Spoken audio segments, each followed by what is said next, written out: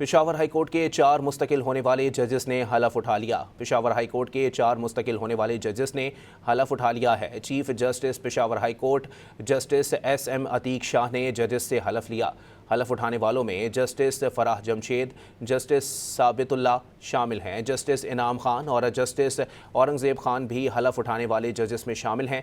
चारों जजेस Peshawar high court के मुस्तकिल जज बन गए। पेशावर हाई कोर्ट के 4 मुस्तकिल होने वाले जजेस ने हलफ उठा लिया। पेशावर हाई कोर्ट के 4 मुस्तकिल होने वाले जजेस ने हलफ उठा लिया है। Chief justice Peshawar high court justice SM Atiq Shah ने जजेस से हलफ लिया।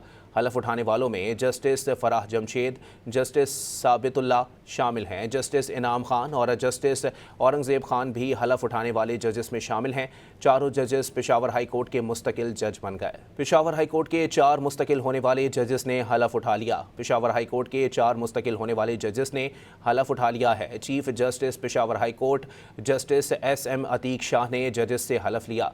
हलफ उठाने वालों में जस्टिस फराह जमशेद, जस्टिस साबितुल्लाह शामिल हैं। जस्टिस इनाम खान और जस्टिस औरंगजेब खान भी हलफ उठाने वाले जजेस में शामिल हैं। चारों जजेस पेशावर हाई कोर्ट के मुस्तकिल जज बन गए।